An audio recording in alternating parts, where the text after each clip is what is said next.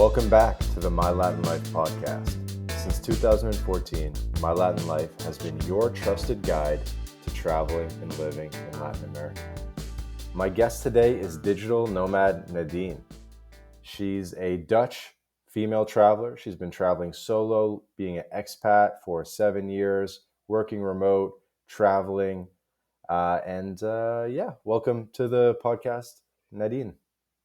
Thank you. I'm happy to be here. Absolutely. I think you are our first Dutch guest. So there's that. Am I? Oh, I'm happy to be. I'm And you go surprised by, because Dutch people are everywhere. They travel everywhere. they are a little bit everywhere. And you've been Yeah. everywhere as well. You go by Digital Nomad Nadine on Instagram, on Mhm. TikTok, other platforms. I couldn't find you on Twitter. No, not on Twitter. No, mainly TikTok. Well, mainly actually Instagram. TikTok, I share the same on Instagram, but really I'm actively on Instagram also in my stories. So, and I have a podcast as well. Oh, there we go. Do Yep. you want to shout out the podcast? What's the name? Digital Nomad Nadine, and that's where I share my journey as a digital nomad and also tips if you want to become a digital nomad. I did notice you share a lot of tips. I noticed you have a good mix of experience in both Latin America as well as Asia. And one of Hmm. the things we'll be talking about in this episode is sort of your views on Latin America versus Asia, the differences, maybe the differences specifically for a female traveler, because maybe it's a little bit different. And I guess your views on these regions. So let's kind of kick things off. Where are you based now, by the way? I'm now in Nicaragua. There you go. And Yes. it's pretty hot because you're like, I need the AC. So Yeah, it's I pretty don't hot where have you. AC in my room currently, so I only have a fan, but it's really, really hot and I'm used to the heat. And I'm the last person who would complain about feeling warm, but this is I think the level of heat is different here than what I'm used to. So Mm. yeah, And where in Nicaragua are you at the moment? Grenada, In Granada. Okay. Grenada. Yes, only until tomorrow. Tomorrow I go to Ometepe. So I quite travel quite fast for digital nomad. So usually 1 week in one place, and then I'll move on to the next one. Mm. Well, why don't you tell me about your travel style? Yeah, so it's quite different than compared to Asia. So last year I was in Asia, but I lived in Asia before, lived in Malaysia, and my parents actually lived in Thailand. So Asia always felt for me as a second home, and I spent a lot of time there. I visited a lot of countries there. So when I was there last year as a digital nomad, I saw already a lot of countries. Um, and I didn't move as quick as I did. So, for example, I spent 3 months in Thailand, 2 months in Bali, 2 months in Philippines, 2 months in India. I was a slow traveler. Um, and now here in Central America, I notice I travel quite quick. Um, Quick, not as like a tourist. Tourists usually they stay an average of 3 nights. So I do try to get a rhythm and have a balance in my work Hmm. life. So I always stay at least 1 week at the place and then I'll move on to the next place. But sometimes it does get tiring and I try to stay 2 weeks or 3 weeks. But I get bored really quickly. Mm. And what do you do to make money online? So I do different kinds of things. I started off as a virtual assistant. So I always had a very corporate like work path, my like path. If you look at my work, it was always very corporate jobs. And then I was looking for years already what I could do to make money online to that I would have the freedom to go wherever I would want to go and work for myself. I did have my own company in the Caribbean. I worked as independent real estate agent as well, but that was always for a company, so I was always stuck. And then I heard about the term virtual assistant, and I thought, hey, that I can make up any task that I'm good at. I can offer that to clients and call it a virtual assistant, and then that gives me the freedom to go. So that's how I started. So I started doing HR recruitment and marketing and social media for different kind of clients, Hmm. and that gave me the possibility to leave and to be free. And along the way, I started, for example, I wrote an ebook about Sri Lanka, especially for digital nomads and solo female travelers. But also, I noticed that I got a lot of questions along the way, like how did I do it, or how people can make money online. And that's when I started to develop a program, actually, which I'm selling now as well. It's a program, Roadmap to Freedom. From A to Z, you learn how to become a digital nomad and get coaching of me, like my guidance and everything. So different kind of things that I do now, which I really like. Okay. Yeah, we have I'd say our audience is a mix of active digital nomads and expats as well as hopefuls, right? Yeah. So probably a lot of hopefuls listening to this and they're saying, oh, I want that roadmap to freedom. What's kind of the high level overview of the plan? So the Roadmap to Freedom has 8 modules, and it is really from the basics, like not only learning, like, because the thing is, and I don't want to do that. I want to make sure I give the right image of a digital nomad. And people often, especially on social media, they only see people sitting with their laptops on a beach or on a pool, but that's not realistic, at least not for me. So I always try to give the honest image of the digital nomad lifestyle, and also the cons.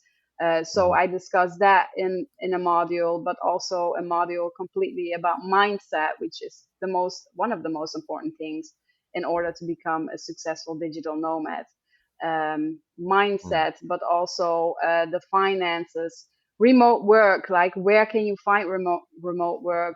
What can you do? For example, if you are working as a nurse now, Hmm. obviously you cannot become a digital nomad if you are a nurse. So then you have to go back to the basics. How can you do that? So really, from A to Z, you learn, and you get every all the tools that you need to have to become a digital nomad and to leave. And it Sure. includes 3 one-on-one sessions with me, where I really guide you and look at your personal situation to make sure that you're ready to go and well Okay. prepared. I like the example of the nurse. So Yeah. if someone comes to you, they're a nurse, they're in America. What's the roadmap to freedom? How do we get Yeah, that I nurse actually have working a online? student now that I'm working with, and she is a nurse. That's why I give her as an example. Um, and with her, I'm really going back to the basics. So, what else does she like? What is she passionate about? And what skills is she good at? And finding um, a cross path in that. I don't know if cross path is the right word. Sorry if my English is not always perfect, because it's not my native language.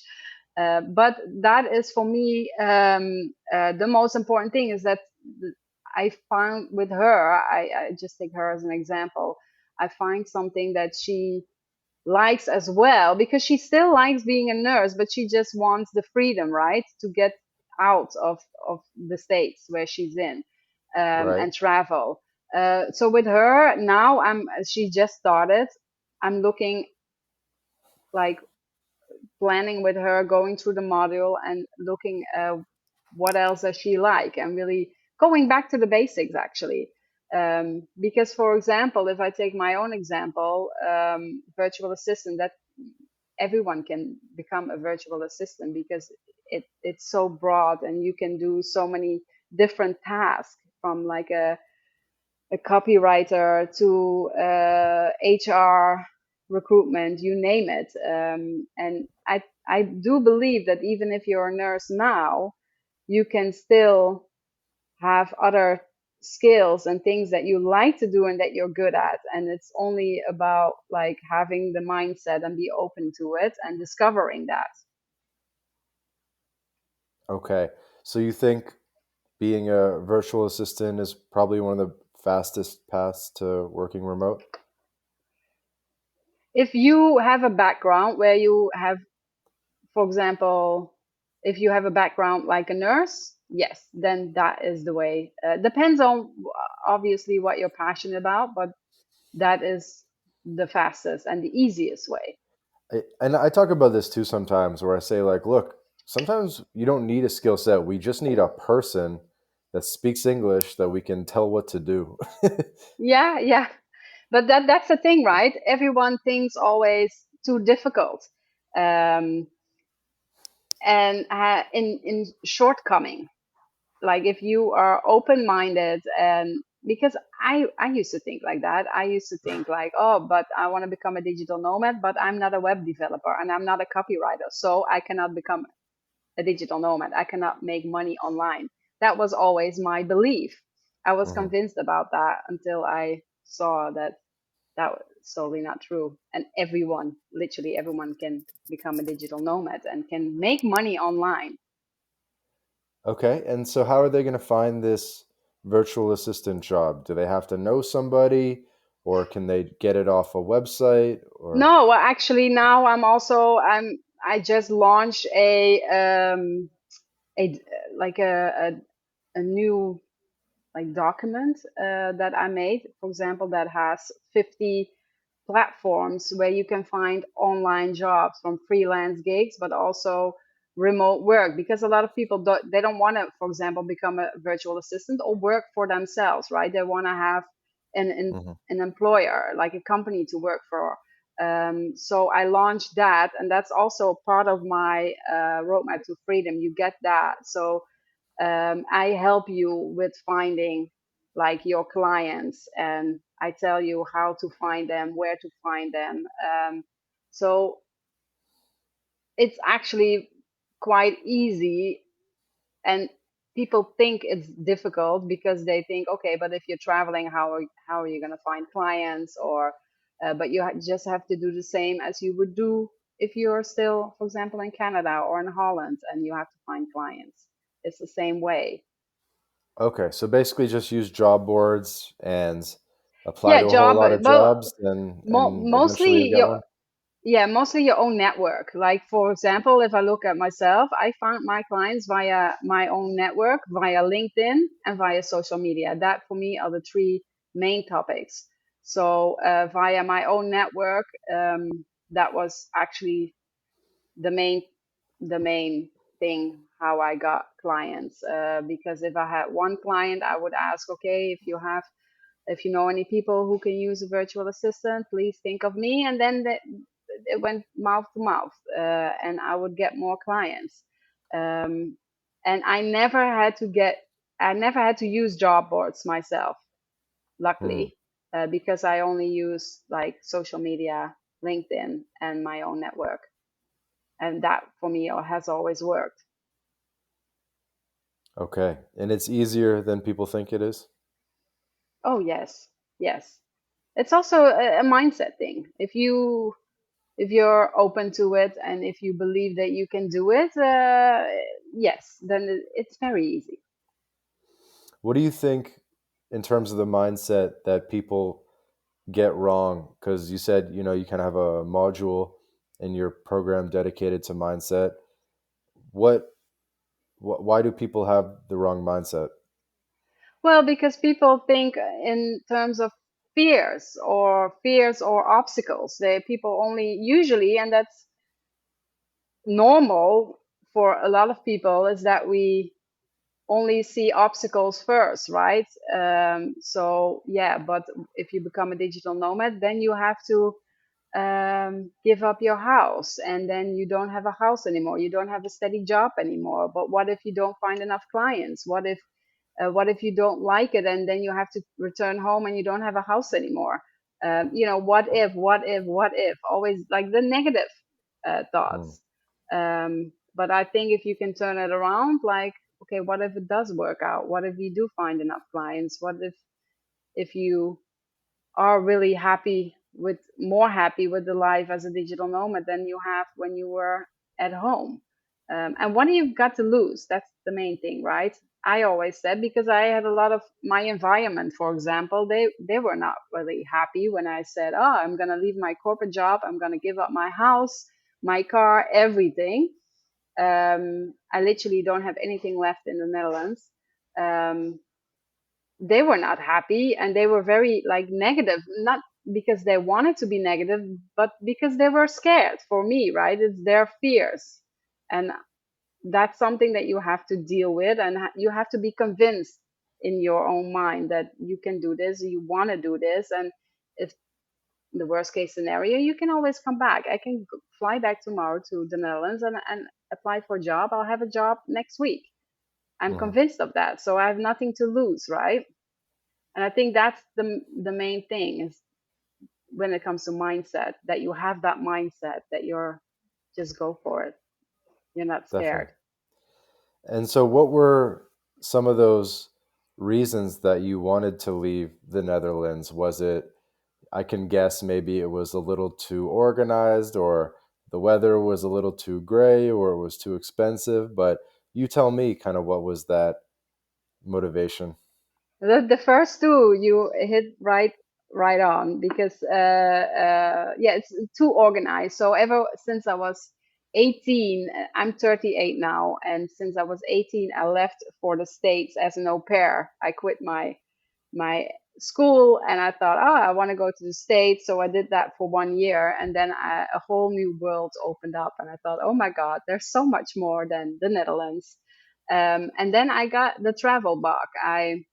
When I was 22, I went backpacking in Asia, and then after that, I did do a study. I studied tourism, and then I had to do two internships. I did one in Miami, one in Curacao, the Caribbean, and then I moved to the Caribbean. I lived there for 4.5 years. I lived in Malaysia for over 2 years. So, and due to circumstances in 2018, I had to go back to the Netherlands, but it was I wasn't there.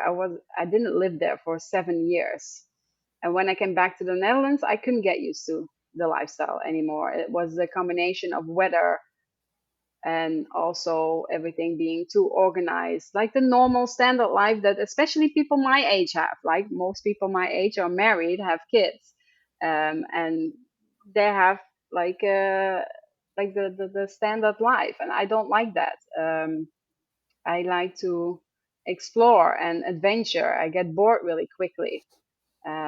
So it actually took me 4 years from 2018 to 2022 to figure out what I could do to escape the rat race. Hmm. And I see you because we're on video, but we're only Hmm. recording audio, so the audience is only going to hear audio. Just to Hmm. give people an idea, roughly how old you are? 38. 38. Yeah. Okay. And tell me more about that, what I call reverse culture shock, which is you've had experiences, you went to the Caribbean, Curacao, different places, the US, and then you come back to the Netherlands. And when you come back to the Netherlands, you have sort of a different lens by which and perspective by which you view the Netherlands. And as you mentioned, it makes it hard to maybe ever live in the Netherlands again once you've experienced different cultures. Yeah, it is. It's it was mainly, I think, the main thing for me, is that in the Netherlands, everyone like it almost, and it's not, of course, not everyone, but the main, like the big chunk of people, it looks like they live to work instead of they work to live. Do you know what I mean when I say that? So Hmm. usually people work from Monday to Friday, and then they come home, especially in the winter, they come home after a long work day, and then they cook a meal and then sit in front of the TV, wait until it's weekend, and in the weekend we tend to do all the nice stuff and do, meet people and everything, and that's it. So, and then once every year, then you have a holiday, 3 weeks, and that's it. That's life. And for me, Yeah, that's, so yeah, Netherlands is basically like American life, or in Europe, yeah, obviously, it'd be very different in Spain or Greece or Italy or something where they're more they value the outside. time more. Yeah, they're more outside. They value the Yeah, time. yeah, They're a little bit less career focused, yeah, and exactly. you find that you appreciate that perspective now. Yes, yes. Especially when I lived in Malaysia and also in the Caribbean. It didn't matter if it was Monday or Thursday. Um, or Friday, if you wanted to meet up after work for a beer or barbecue or whatever, you could just call someone and say, "Hey, let's meet." In Holland, if you want to meet with a friend, you have to schedule 6 weeks ahead because everyone's calendar is full. And that's really like true. It's ridiculous. Like I spent last February in Holland for a few weeks when I returned from Asia and before I came to Central America because I wasn't in Holland for a year, so I wanted to see my family again. So I was there for a few weeks, and in December, last December, I started scheduling with friends, and there were already friends who said, "Oh, I don't have time in those weeks that you were there." They were already full the calendar. It's like ridiculous because everyone plans everything in the weekend, right? So how far in advance were they already booked up? 2 months in advance? 2 months, yeah, 2 months. Like, and that's normal in Holland. It's like that was one of my biggest things that really annoyed me. Yeah, it's you cannot do anything spontaneous because everyone is like fully booked, fully planned, and like, yeah, I don't like that. Mhm. So you chose a bit more of a spontaneous life. So tell us about what that feels like when you show up in Southeast Asia or in Central America. What does that? What's different about it? um, well, I really like that I don't have a plan, and I used to be a planner.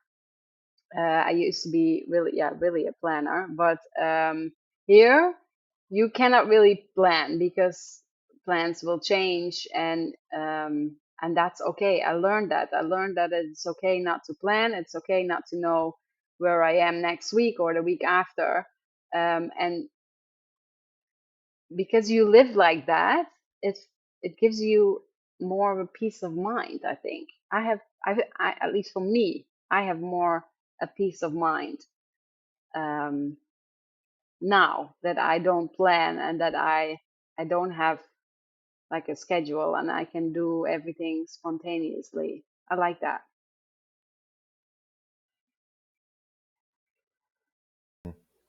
Yeah, I think I tend to agree. I would love to hear you just kind of keep going on this, like Yeah. some sort of the differences between organized Netherlands life um, and kind of your new life, and we can sort of draw parallels with where we're from. Most of my audience is Canadian, American, Yeah. United Kingdom, and it sounds like it's basically the same in the The Netherlands. But same. Yeah. I would love to kind of hear it from you.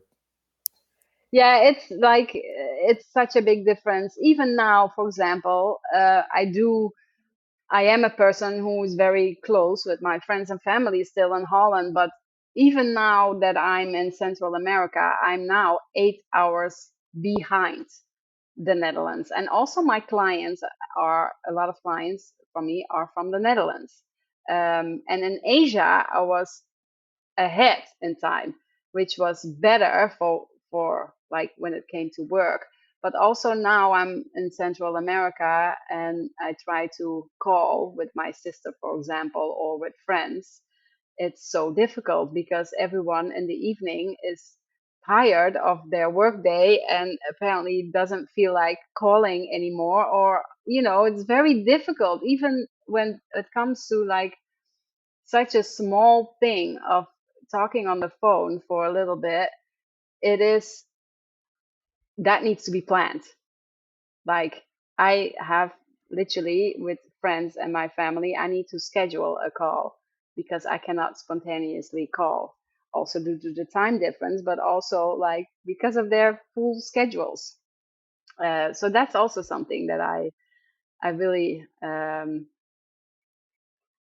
really don't miss on like when I was in the Netherlands. Like and they don't see it. Like and it's not that I want to say something bad or but I think most Dutch people are so caught up in life, in work life and everything that you don't see it anymore. And you start to think it's normal, and you don't enjoy life as much as you could. And I don't say because not everyone likes to travel, right? Not everyone likes to be abroad or but I do think even if you don't like to travel, like just being a digital nomad already gives you so much freedom. Even if for example if I decide to live in Nicaragua, for example, and have my home here and don't travel anymore, but just being able to have the freedom to do whatever you want to do whenever you want from wherever you want, I think that's really nice. That is a big advantage. And yeah, and in Holland, that is difficult, especially with the rules. Like everything in Holland has rules, and um, yeah, Tell me not about for that. me. Tell me about how it feels to move to a place with less rules, and maybe when you go back to Holland there's just insane rules, and you almost, when you grow up in it, you don't really realize how many No, rules there are because you've never known anything different. But then you go to Asia or Latin America, things work different, and then you come back to Holland and you're like you kind of realize how people are suffocated by the rules. yeah, yeah, yeah. It was for me a big like thing when I came, especially when I came back to Holland from Malaysia. I wasn't there for 7 years, and I was used to Asian prices. And for me, when I still remember the first week I was back, I didn't have a car yet. I had to take the train. Um, well, first of all, I almost got fined in the train because I bought a ticket, but apparently the rules had changed in Holland over the years, and you had to check in, like check in with your ticket, and then as proof that you got on that like stop. So they checked my ticket, and I showed it to them, and then she said, "Yeah, you didn't check in." I said, "Check in?" I was like, "Huh? I'm not on a flight, am I?" Uh, and then I told her, "I'm sorry, I wasn't aware. I've not been living here for 7 years." And then she looked at me like I made it up. And she almost fined me. And then I was like, "Oh my God, like this is typical Dutch. Like people don't trust you. They're not really like people assume the worst. If you say something, they always assume the worst or the negative things, I think. And then also like giving a fine, you get a fine for everything, like in Holland, literally for everything. I cannot, I lost count on how many fines I got, even with the car for the last years that I lived there. Like I could go on a holiday for 2 months, I think, with all that money. Because you literally you get fined for everything, and also the groceries are really expensive. Like everything is like expensive. So if you compare it, yes, you can have a much better life in Asia or even here in Central America, um, compared to the Netherlands. But that's the same, I think, in everywhere in Europe or the States or Canada. Hmm. I'm just curious, what are some of the things you've been fined for? Mostly the car, like parking or forgot to. Even now, I was in Holland for 4 weeks. I got a fine uh, because I parked my car. The supermarket. I did get a parking ticket to that I stood there. So I went inside, and then I saw the police. I was inside for like 5 minutes. I saw the police stand by the car. I had a rental car. And then I thought, oh, I have a ticket, so it's going to be fine. And then I walked there, and then I said, oh, you didn't find me, right? I was on time. And she said, no, you were just 1 minute over time. And I was like, seriously? I said, can you return it? I'm here now. She said, no, I'm sorry. I just filed it through, and it's going to be 80 euros. I said, are you kidding me? Like it's so mostly the car thing and um, yeah, the cars. That's the thing that I was always that I'm fine for, or speeding or parking somewhere it's not allowed, or 1 minute too late, things like that. No, I hear you. I mean, I think everywhere in the world, the car is like the biggest attack vector, as I call it, like the way where they just try people try to mess with you or fine you or a million other things. So one of the best thing, I guess, Europe's pretty walkable as well, obviously. But maybe one of the cool things about where you're at now in Latin America and also in Asia is you don't need a car. No, yeah, you can take a taxi really easy everywhere, and Uber. So here I use Uber since I've been here, or just local taxis. But in Asia, for example, I use Grab a lot, which was really easy, um, and it's really cheap. So that is also a big advantage. You don't need a car. Yeah, big advantage.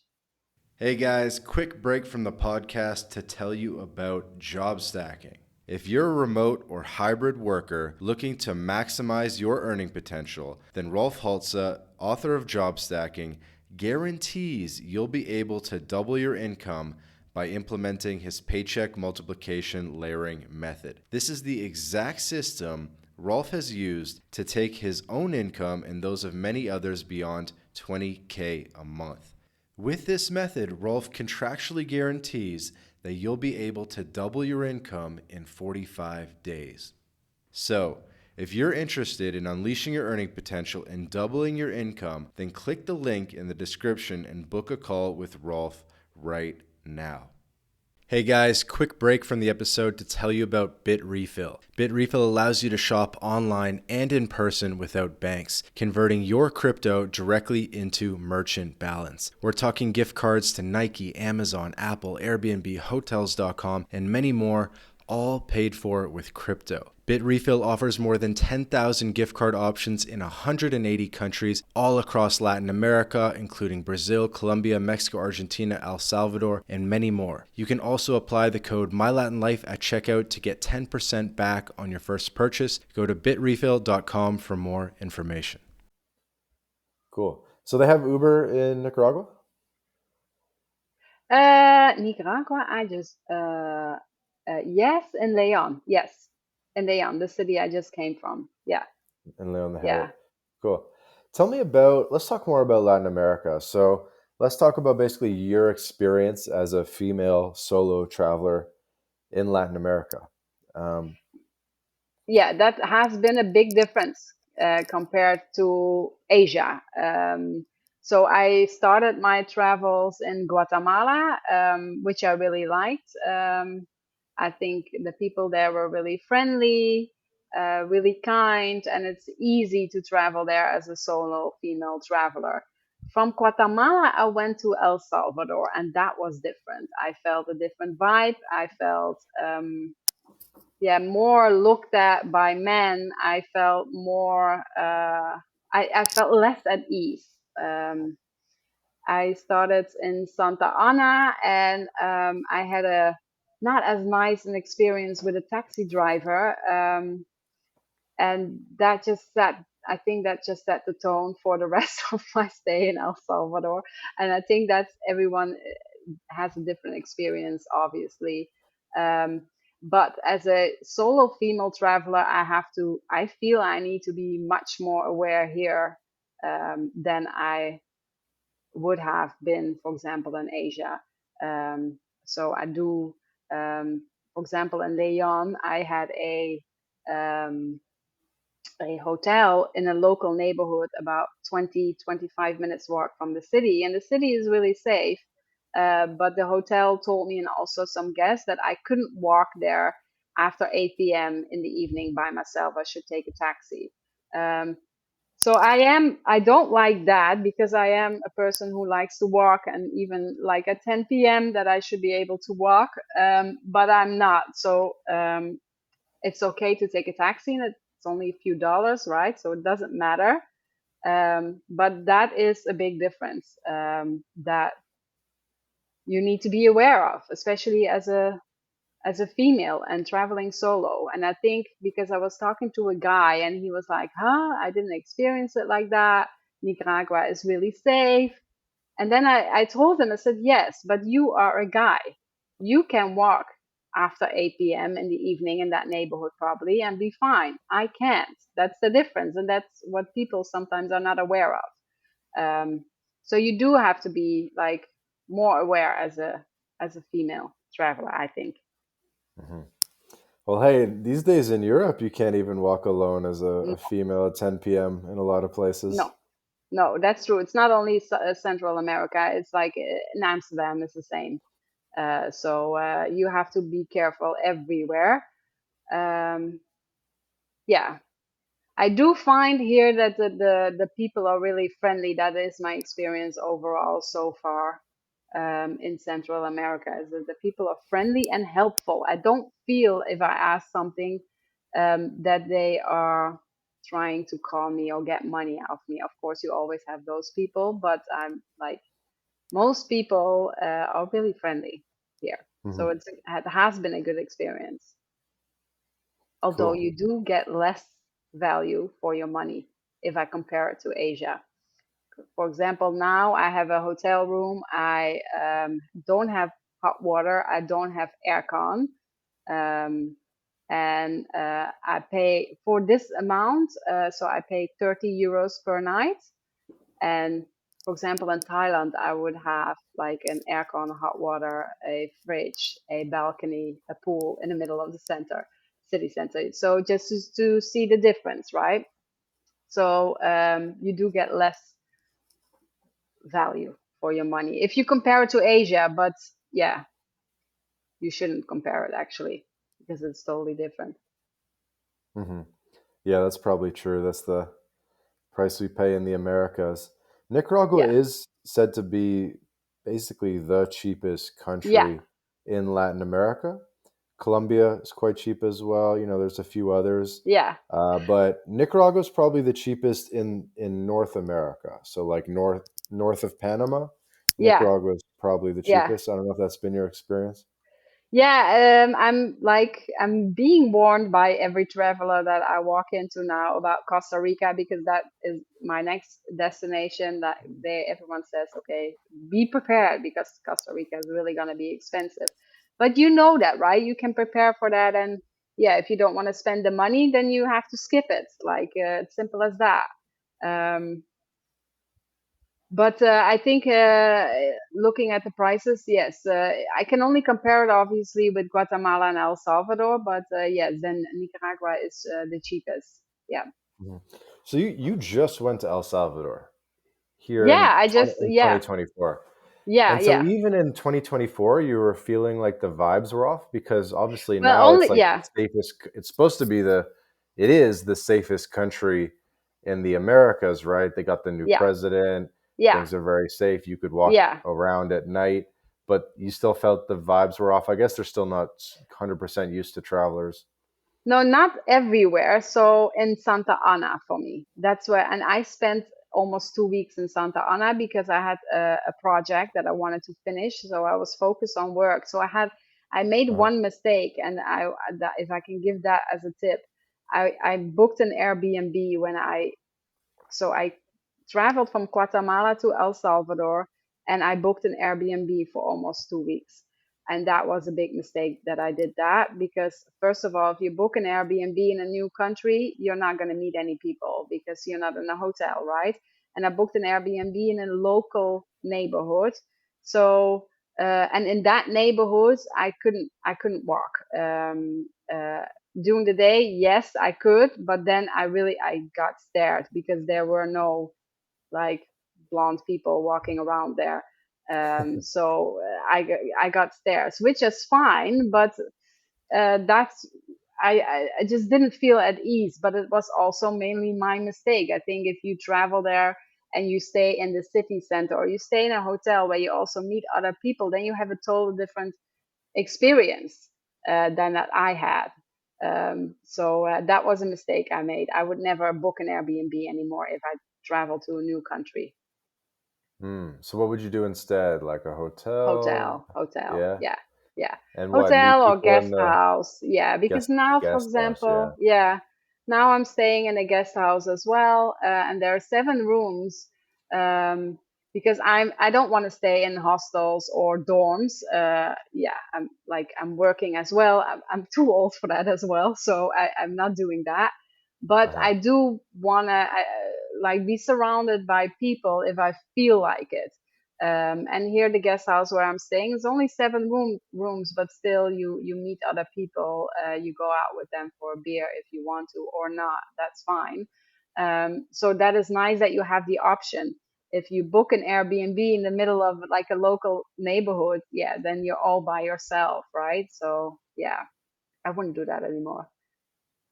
Yeah, makes sense. Yeah, guest house is actually an option that I don't think about quite as much, and probably other people don't, because it's kind of a good happy medium, or it's probably on average a bit more social than a hotel, and a bit more of a personal experience. So, Yeah, more homely experience. uh-huh. Yeah. Yeah, it's really nice. To be honest, when I arrived here, for example, the owner, he welcomed me and he said, "Oh, I do a free city tour with everyone." And then we got into his car for like only 30 minutes, but he showed me around in the city and he told me all about the history. And that was so nice. That was such a personal touch. And you won't get that in like a hotel or, you know, the big hostels or an Airbnb even. So I like that about guest houses. It's mostly family run, um, and yeah, they really look after you. That's nice. Yeah, guest house is actually a really good tip. And maybe even on average, they'd have better Wi-Fi than a hotel. It maybe depends, Yep. but hotels can have pretty bad Wi-Fi sometimes because they have so many rooms that they have to Yes. do. And usually they just like don't have it set up well with extenders and so forth. But if it's a guest house, um, usually like they'd have half decent Wi-Fi, I guess I would think, or you'd be closer to the router. I don't know. Yeah. No, that is my experience as well. And I do have to say, I am surprised because I was so scared that the Wi-Fi in Central America would not be as strong. And obviously, I need to work, so for me that is really important. Hmm. But I had excellent Wi-Fi everywhere I've been so far. Even in Good. Nicaragua, even now, like our connection is really good, and Yeah. I'm really happy about that, and that surprised me. So that's a big plus for Central America. Yeah, That is a plus. Where did you start, by the way? Did you start in Mexico or in Guatemala? Guatemala. Okay. So you flew Yeah. from the Netherlands right to Guatemala. Yeah, via Panama, and then I had a transit there, and then to Guatemala, and then I was thinking about first going to Belize, um, but I thought, yeah, I lived in the Caribbean, so Belize is a bit similar, and they don't allow drones, and I have a drone. Also, Mm, they don't allow drones in Nicaragua, by the way. Um, so I skipped Belize, and I went from Guatemala to El Salvador, and then to Nicaragua, all over land. And I will go to Costa Rica and then Panama, Colombia, and then all the way to the south. what does that mean all the way to the south? Well, I actually want to see every country in South America, so all the way Oh, Brazil, damn. So Peru. you're going for Yeah, yeah, it. yeah, for sure, yeah, 100%. So I don't want to skip anything. I even want to do the Galapagos Islands. Mm, Yeah, so that is on my list. And but again, like I don't have a plan. Like if it can change tomorrow, right? That's a good thing about it. But yeah, I want to do everything, all the countries. So okay. So Guatemala to Argentina, basically. yep, yeah. Okay, that's Yes. amazing. Yes. Let's hit some more tips for female solo travelers. I know you share a lot of tips like this on Instagram. Hmm. Could you maybe run me through some good tips that you have? Yeah, first of all, don't ever say that you're traveling solo. And this sounds funny maybe, but because I got the question a lot, and I still get it, like especially um, when you meet people or like local people, local guides or locals who on the street talk to you and they ask you, are you alone? I always say, no, I'm not alone. My husband is in the room, or my husband is like, I have an imaginary husband. You have an imaginary husband. Yeah, Okay. I created one. So that is a tip. And I did hear that as well from other solo female travelers that do that.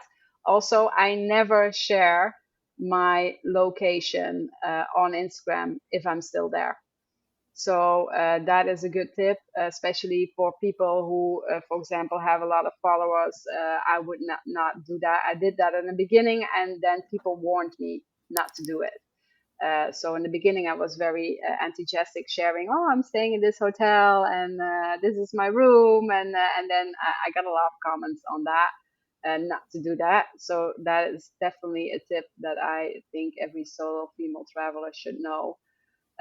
Also, like attire, like clothes, depends on which country, but make sure, especially with the fashion nowadays, it's a very, and I love the fashion. I love like the tank tops and the shorts and the skirts and everything. I love it, but I think some tourists or travelers sometimes forget that you have different cultures, and I think you should, like, we should respect that. And sometimes in some countries or some areas, some cities, we should dress more appropriate, um, and less show less skin. I think that is an important one. And jewelry. Don't wear any expensive uh, jewelry. That is. These are like the main basic like tips. Right. And So I could jewelry, go on clothes, like, yeah, location, imaginary husband, or at least some sort of yeah, travel, yeah. And if not you look solo. at, maybe you don't want to know this, but this is really an important thing, and I'm gonna say it for. Do you have a lot of female listeners or not? Uh, yeah, decent amount.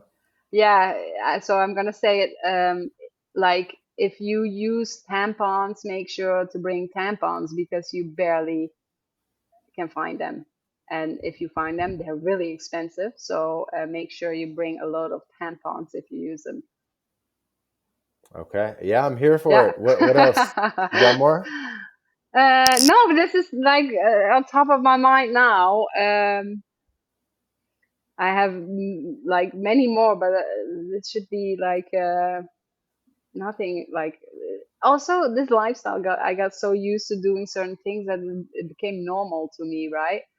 Um, but also, I think the most important tip is, and I think a lot of females are scared. Um, because even when I said I'm going to Central America, after that South America, a lot of uh, friends of mine would say, "Oh, but it's dangerous," or "Oh, alone, and you should be careful." Um, so if you were thinking about traveling to Central America or South America I haven't been yet, but Central America, it's perfectly fine to travel by yourself as a solo female. And I think that again is the mindset, and we tend to be scared quicker, or find that maybe scary. But you can easily travel here solo, and you can easily meet people every day, and you don't actually have to travel solo if you don't want to. If I want to, I can meet people every day, and I can go on with them or hang out with them. So Hmm. don't let that hold you back. Like, don't wait for that friend to come with you. I think that's my biggest That's advice. true. You wait for a friend, you're never going. Yeah, exactly. Just go. You Yeah, just gotta go. yeah. What do you do for luggage? Like, what is your travel setup? You should watch my last reel on Instagram. To give you an idea, my luggage, it's like I can give you all the advice when it comes to traveling and digital nomad, but not when it comes to luggage because I'm the worst. I have a 120-liter bag, 120 liter Uh-huh. bag. Like Uh, the classic backpacker one. Yeah, yeah. uh, no, well, it's not. It's not. It's like I think the classic backpack is like 80 liters, and that's a big backpack, and I have 80 120. liters is big. Like an average backpack is like 30 liters. Oh yeah, so I have 120. So Okay. and I don't. It's not. Well, actually, the bag has wheels, has two wheels, so I can stroll it after me. But it also has how do you say that? Things that you can Straps. straps. So I can put it on my back, but I can't because it's too heavy. I will fall over. I will be like a turtle. But it's almost 30 kilos. But my life is in there, right? My whole life. So it has been a pain traveling with that, but I So you cannot just do cut. one piece. You just do one gigantic backpack, one piece, that's Well, it? yeah, and then no, and then I have like a day pack, which is also huge actually, and it has about 14 kilos, but it has my drone, laptop, and all the like Uh-huh. important, expensive, important stuff that I want to Yeah, keep with me, electronics. Yeah, yeah. all the electronics. So when it comes to like traveling, like for example, a power bank, laptop, all the wires, all the important things that you need to have when you're or working online as well. So I have that, and then I have a little like handbag. So I always have three pieces, but I have a lot. Okay. Um, not, not, not to, disagree, but I don't know if that's the ideal setup, but No, no, I no, it's not I think for sure. I think you do a good, I think it is important what you mentioned though, that you have one small or a normal sized backpack that has all the electronics, your passport, your Mm-hmm. wallet, um, your Yeah, paperwork, maybe your birth keep that certificate, with whatever, you as and well. Yeah. that never leaves your sight. You No, never put that below on a bus or something no. like that. That stays in your lap. Yeah, And exactly. then you have a really big backpack thing that it sounds like it has like a handle, so Yeah, yeah, yeah. you treat it as like a duffel bag basically. Suitcase. Yeah, duffel bag. Yeah. Yeah, and then that's what you throw underneath. Sounds like you is it all clothes or what else you got in there? A lot of clothes, yeah, a lot of clothes. As I said earlier, I still like fashion. Doesn't mean when you become a digital nomad, you literally like don't like clothes anymore. So yeah, that's the problem for me. It's Uh-huh. mostly clothes and products like shampoo, things like that. But yeah, it's I yeah, I cannot give any tips when it comes to packing because I'm the worst. I'm the worst. I'm carrying way too much, and also you don't need all that stuff. I think I need it. I want it. Also because this is my life, right? So I want it because I'm not on a holiday for 3 weeks, and Right. yeah. I do think that especially when you're moving fast, it's kind of one of the things that makes travel stressful. I see it a lot is when people try to just cram everything into a suitcase, and then the next time they try to pack it, it doesn't fit anymore, Doesn't and they're fit like, in all. Yeah, ah. And yeah, I've always followed a philosophy of like having your bags only 80% full. yeah, So yeah. my my backpack is only 80% full. I have like a carry-on luggage thing. That's only 80% full. And That's good. that way I'm never like, with my knee on it, like, make sure it fits, like that kind of thing. And I think it makes travel a lot less stressful and gives you a little bit of room to maybe buy a couple things as you go, a couple Yeah, t-shirts. that's a good tip. And that's what actually my thought was when I bought a 120-liter bag, because then I thought, oh, I have room. And but the problem is, the bigger the bag, the more you fill it. That's my experience. So yeah, but definitely, like I think if I would give a tip when it comes to packing, like make sets of clothes, make sets, and Mm. if you make sets, it's easier, and then you prevent that you take clothes that you're not gonna wear. I Yeah, think. what I do is everything I have matches everything else. Yeah, So like exactly. every pair of pants can go with every shirt.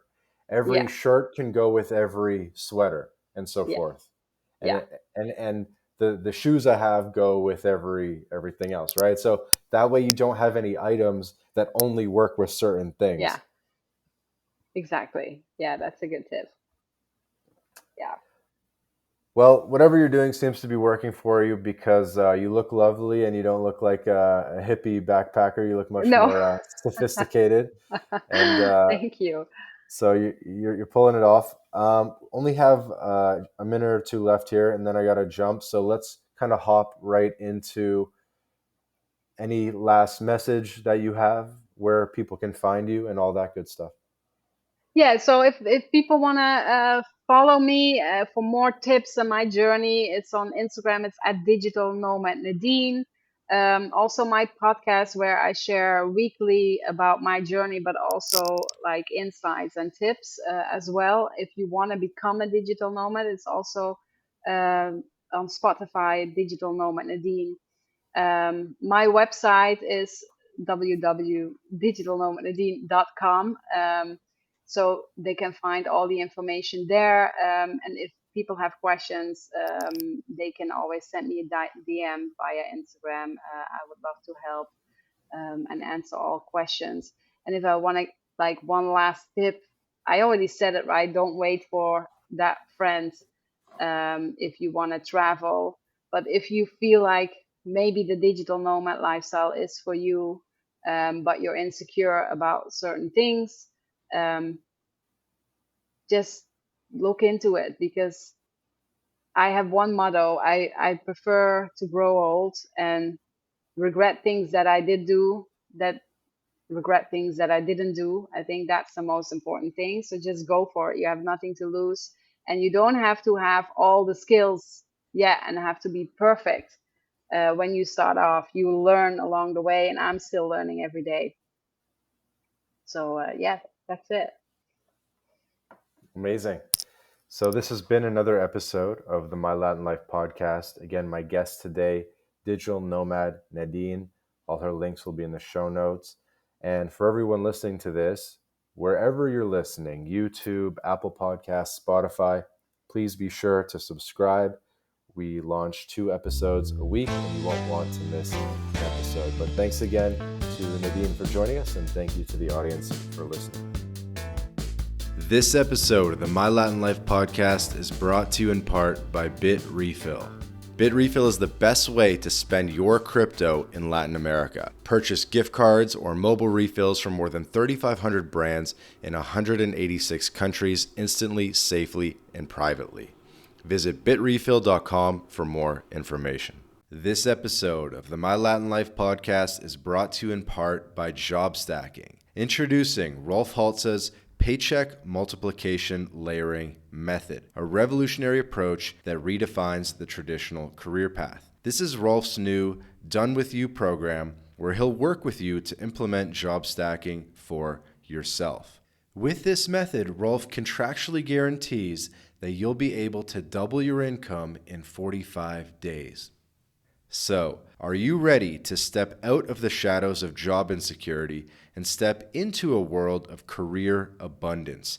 Then just click the link in the description of this episode, book a call with Rolf, and start walking the path of unleashing your earning potential with job stacking.